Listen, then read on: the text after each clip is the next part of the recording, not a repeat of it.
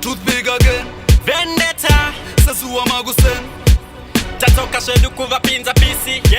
Magoma nondiketa andina kumirapo Ndo wachisa pareke tantoka na hip hop Banundi ziva chama josa punza kalato Gananda tanga shemango mapana aneto Ndauya seta mbiri ndichi wachisa madinga Abane zungu vese ndichi potera mavinga Ndo wachika vaka shinura kuita sema temba Osara vari soft kunge baby rata pimba Oto, unomwira oto Tengeta muratuka Oto, usabate moto Moto wedunoka Vakati makaunga kurokava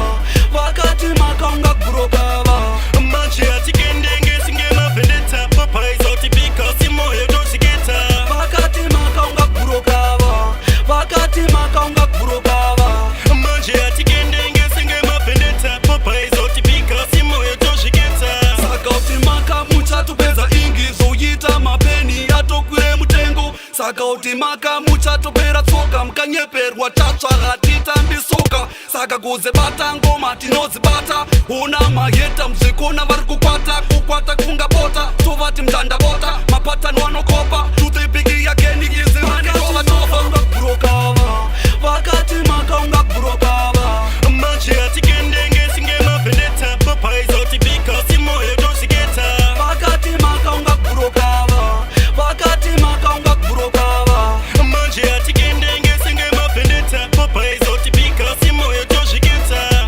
Mr. Easy na toothpick typical Nemazibara tinokonda amufiken Batino pura manosara vakashama Kurati za udara pa msoro vematara Saga batipire toothpick Manangira ya wana Basaisa patane kunge ndivo wanakona Matara matara Taruita zobadara Toita kunga ana Muto musa vakarara Ava vanoti maka tovatsika kunga tara Mwira oto Tengeta muratuka Oto Musabate moto Moto wedunoka Vakati maka unga kurokava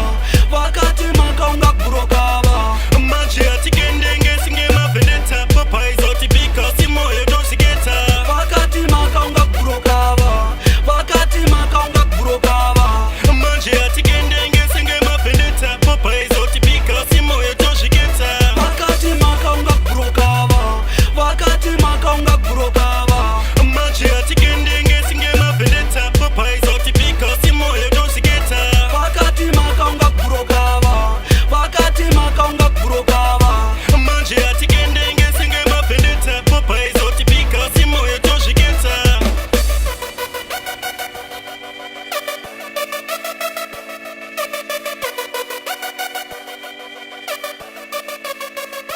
Green Cat Studios.